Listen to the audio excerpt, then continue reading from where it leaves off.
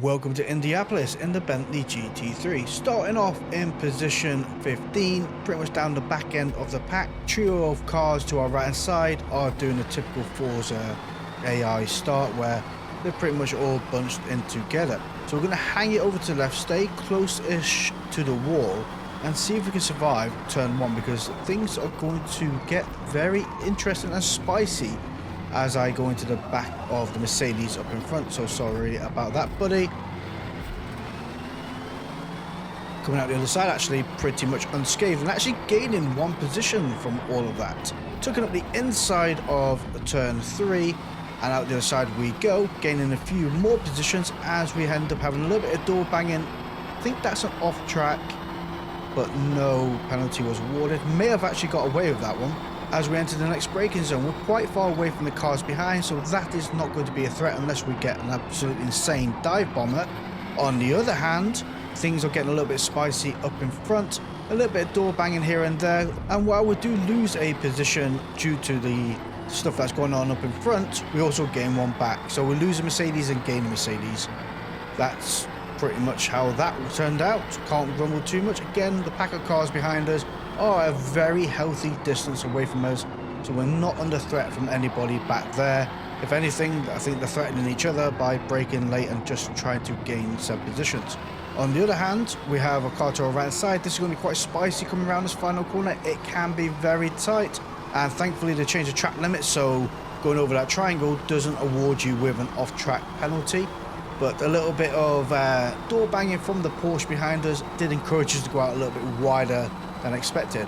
Having a little bit of tow from the car up in front, braking a tad early just to be cautious from the car behind. What's going to happen is the Audi and the BMW are going to end up battling with each other, thus opening the door for us to overtake them. That's another 2 positions gained. So right now we're up to position 7. Caveat to that is the BMW is going to have the slipstream from this car behind. Or maybe not, take that back, the BMW somehow fumbled it and we have the Audi behind us.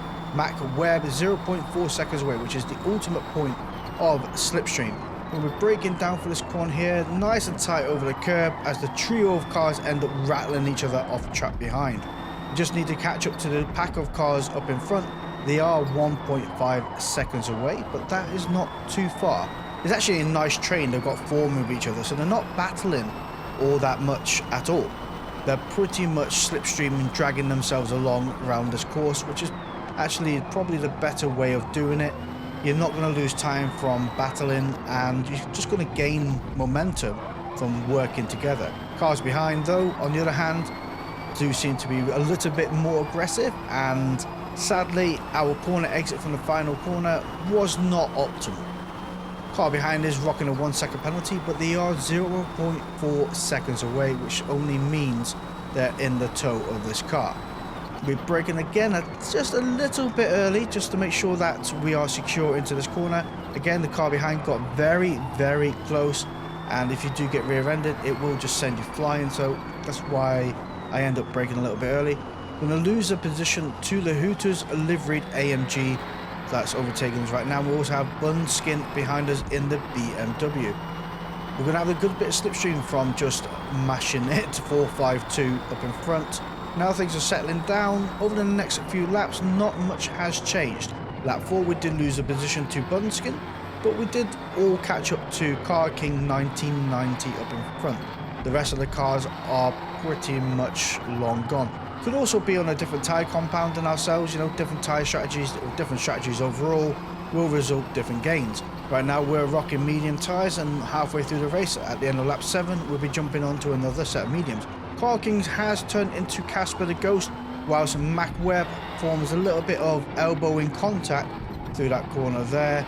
No harm, no foul. Mac Webb is also rocking a 1 second penalty. So in all, if we keep up with the cars up in front, their penalties is going to be their detriment, and we will still have positions up ahead.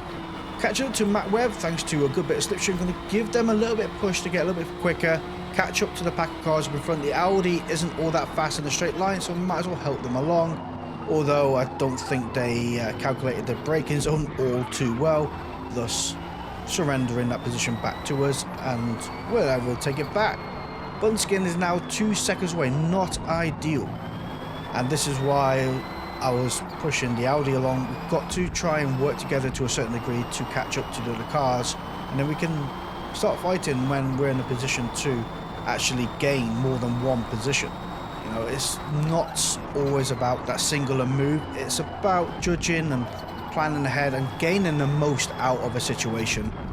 And this is why you see a lot of the time I do push people along a surrender position, because they are probably a little bit quicker, and it's only one position. While if you work with somebody, work together, you can catch up to other cars, you can probably gain more positions from that overall. That's the thought process that goes on in my head sometimes. Whether it works or not is down to luck, I think, to be fair. Coming out the pits out the other side, we are down into position 12. There are drivers out there that have chosen the hard no-stop strategy, and while that is a doable strategy, I think the last 2 laps are absolutely insane. It's very, very difficult to pull off said strategy, to be fair, and I don't think it's actually beneficial at a track like this. Hard no-stop, it's just, you lose so much time in the last 2 laps, really not worth the hassle. SSG Vantage in position 1, 40 seconds ahead, has gone into the pits. By the time they come out the other side, they'll end up being about 5 to 10 seconds ahead. I don't think it takes that long to pit here. One thing I am noticing though, the pressure is on with Bunskin a little bit, taking some corners a little bit wide and a little bit under pressure. If we can keep applying said pressure, that might encourage a mistake, and that will gain us another position. Although there's no rush for it, we still have many, many laps to go. If we work with Bunskin a little bit, we might actually be able to catch up to that car that is just that little bit ahead. That's the thought process, but at the moment, we're just going to stick our nose in here. Take that position away from them, have the inside line of turn 1. I know we're not going to be able to keep it, and that's fair enough. But getting into their head, coming up with a strategy, going off track for that corner there, might result in a penalty, but it didn't, thankfully. And again, like you see, Bunskin has taken that position back. It wasn't about taking position and keeping it from them. It was about getting into their heads that if you make a mistake, I am there to take over. And 0.4 seconds away from the car up in front at the moment is the perfect place for slipstream. We're going to reel them in very quickly down this back straight, braking at the board here on the right hand side, down to second gear. See how close we're up now, with 0.3 seconds away. Close enough that if they make a mistake, we will have that position, but not close enough to make them feel under pressure and start defending and slowing themselves down. And there we go again, going too wide and going off the track, surrendering that position to us. 3.7 seconds away from just mashing it, and I think that's the Audi. No, was that the Audi driver? No, it's the Hooters driver. That's who it was. 3-second penalty though. That is a huge penalty to have. Are we able to start reeling them in and then use that penalty against them? Only time will tell as we start lap 10. Virtual Shinky is 19 seconds ahead. That is quite the lead, but they haven't had the interesting fun we've had. Matt Webb is just in front of us coming out of the pits. That is the Audi driver. I can only presume they were on hard tyres to begin with and now would be on soft tyres. That would be the sensible play, rocking a 1 second penalty. Now, if they are on soft tyres, that is actually beneficial to us. We can use their, well, ability of being on soft tyre against them and pretty much use them in the slipstream to reel that in. Although 0.7 seconds away is not ideal, but the car running very little downforce as it is, we should be able to soak that in. You can see that we're now 0.5 seconds away. Bunskin is still 0.3 behind us. Not ideal, but not in a position to be able to attack and take over. That is crucial. Matt Webb is making a few mistakes. The tyres are probably still a little bit cold, a little bit sloppy coming out of the pits, and something to get used to. 0.8 seconds now. Again, not ideal. We need to be in that slipstream. Going to be braking at the 10ths on the left hand side, down the second gear, cutting in that corner nice and tight, closing that gap from Matt Webb up in front. Only 2 more corners to go when they have the slipstream down this back straight. 0.7 seconds away. They did get a much better exit than ourselves and probably could take this outer corner quicker than we can, and it does show. As long as we keep Bunskin behind us, we are in for a good run. And by the time we get to lap 13, Bunskin is 1.5 seconds away, and we actually pretty much did very well to keep up with Matt Webb. As you can see him just ahead. Car up in front of us may slow us down a little bit. We don't need that. They haven't pitted yet. So we're going to cut up the inside, cut that corner off, and pretty much secure that position as we did. Ace 6361 is going to be slowing down Bunskin behind us. We are away from them. Webb 2.8 seconds ahead. Yeah, the penalty hasn't worked in our favour to that degree, which is fair enough. I mean, they're on soft tyres. They're definitely going to be quicker than us.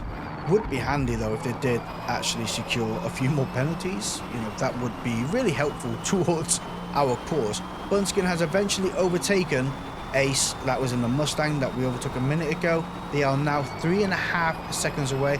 By the time we come to the end of lap 14, well, Bunskin is almost 4 seconds away, and Matt Webb is only 3.2. They didn't collect any more penalties. You know, it is what it is. And while we did start off the race in position 15, we're finishing it in P5. An absolute brilliant bit of racing right there. That was also very close to getting the penalty. That penalty there would absolutely hammer us. But we finish this race in position 5. What a diamond overall. But it doesn't end there. We're going to head over to Laguna Seca, where it's not all about power and speed and controllability, but far more about tyre management and making sure you can make it to the end of the race without pitting. Starting the race off in position 10 is going to heavily help us out. We are on hard tyre compound, doing a no-stop strategy. Overtaking FMA Floyd and a few more cars on the outside of turn 1. It's probably the safer place to be to a certain degree. Inside can be very, very messy, although we did actually get bundled out wide. Not as far out wide as the Aston Martin, but, you know, further contact is happening. Am I the ghost? No, the car that's inside me is the ghost. Do you mind? You must ask permission first. You can't just drive into somebody in that way, or drive through somebody in that way. That's not fair. Yakura has taken position. Actually, we're just getting pretty much railed here, losing position after position. We're now down to P11. Getting overtaken by Cadillac Beast Mode Junior, or JR. I can only presume that's Junior. Trying to feel their way through. Cadillac is not something you see in this race very often, but you know what? Let's add to the fun and try and force some incidences to take place. Didn't happen. Everybody's going through the corkscrew pretty much unscathed, and we're not under pressure from anybody behind us. The Aston Martin is 0.6 seconds away, and we just need to keep our foot down. Really, the first few laps is something to secure when you're doing a hard no-stop strategy. The further you are ahead of everybody else, the better outcome you have at the end of the race. While that seems pretty obvious, it's easy to forget sometimes when you're trying to conserve your tyres. So it's better off surrendering 1 or 2 laps to securing a better position now than you are later on in the race, because really tyre saving isn't that much of a thing. You can save, but it's more negligible to a certain degree. As long as you're not burning up tyres, spinning the car around, things like that, your tyres will be pretty much well looked after throughout the race. It's just as long as you're not scrubbing the life out of them. Going into the sand doesn't help matters either, because that just slows you down. We did manage to overtake Captain Beza behind us in the Ferrari. They're probably doing the same kind of strategy as we are. And Beast Mode has gone off the track. A little bit wide, building some sandcastles. Not ideal, but if it looks good, each to their own. We're only 5.4 seconds away from position 1, which is actually really good. And as long as we can keep that kind of time delta, we'll be pretty well secure for the end of the race. You got to look at it as you can't let position 1 get more than about 15 seconds ahead of you by the time lap 7 starts, else they will eventually catch up to you at the second portion of the race, because as your tyres degrade, their tyres will still be pretty much in good condition, and you will be slower overall by using hard tyres.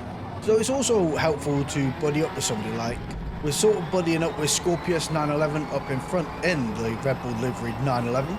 We're using their momentum, their power, and their ability to drag us along.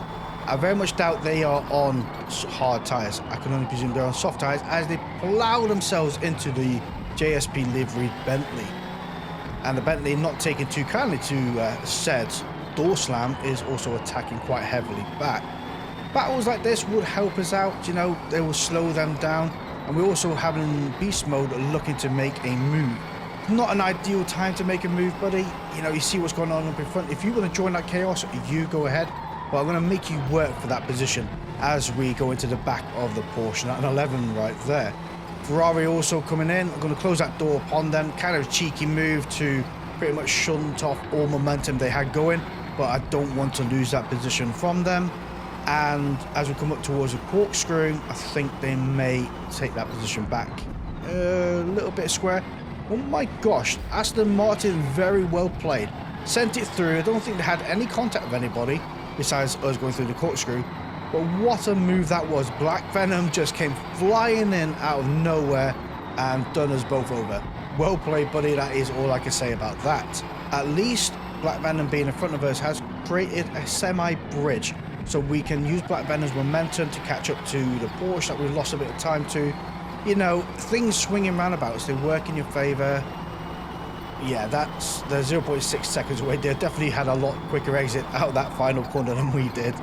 Maybe into turn one, we can have a go at going up the inside, and we are side by side with Black Venom. A little bit of elbowing contact, no harm, no foul, but you know, it's a little bit fun. Get into their head and see that we are here. We can still take that position back away and slow them up, really, because that's all I can do.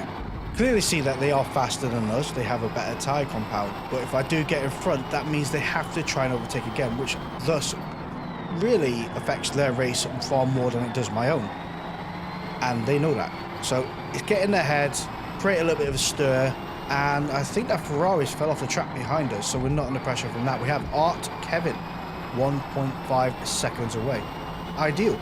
So we're not under pressure, although we are down to P11, but we are keeping up with a wolf pack of cars up in front. And for being on hard tyres, a really crappy compound compared to what they're on, is absolutely ideal. Although I think it would be nicer if we could bridge that gap a little bit more. They're not battling too much ahead of us. I think things have settled down and people are pretty much understanding of their position, which in turn does not help us out. We need them to battle to slow them down so we can keep up. Overall, I mean, we're setting a pretty reasonable lap time of 1:24.919. That's our new best, 1.5 seconds faster than all previous laps.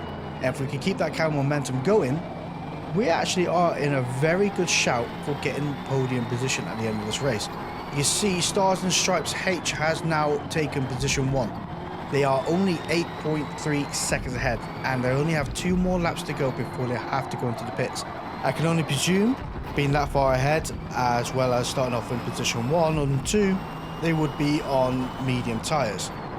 And by the time we get to lap 7, not a lot has changed, besides we have caught up with the pack of cars up ahead, and the Aston Martin did do another bunny hop at the corkscrew, which netted them those positions from all those cars ahead of us.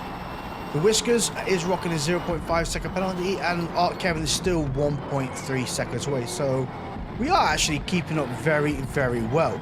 Kev Flicks, 500 milligrams, whatever that means, has now gone into the pits, 13.7 seconds ahead. And that means we are in a very, very good chance of holding a podium position at the end of this race as the Whiskers and everybody else jumps into the pits. Let's take a look at what's going on. Refresh. We are gaining a fair few positions here. We're now in P4. FMA Floyd behind 2 seconds away. They haven't pitted yet, and they do eventually catch up to us as we are on a podium standing. Ghost Apex 12 seconds ahead, hasn't pitted. Nitro Takumi hasn't pitted either, 3.5 seconds ahead. But we are under a lot of pressure from Floyd behind, who also hasn't pitted. And if you're at this point in the race and you haven't pitted, you're not going to. There's no benefit to jumping onto soft tyres here. And we're going to have to lose this position to Floyd up ahead. It sucks, unless they fall off a track. You know, you might be able to keep up with them 0.5 seconds, but over the last few laps, they've managed to catch up 2 seconds. So you can only imagine they're about 1 second a lap faster than we are. And right now, we're 1 second slower from our best lap. Not ideal. A little bit off pace. Tyres are starting to show their age a little bit. And pretty much not bouncing off somebody. So your pace in itself does end up sometimes slowing down. when you're not trying to keep up or battling with someone, and that's something that's really easily done. You don't really notice it, and it's quite frustrating. And by the time we get to our final lap, a few mistakes here and there. Floyd has crossed the finish line 4.5 seconds ahead of us, but we are in position for finishing this race. The nearest car behind us is almost 6 seconds away. What a brilliant race that was, and credit where credit's due. Not many people quit for the first time in ages. So many people actually stayed. Thank you all for watching.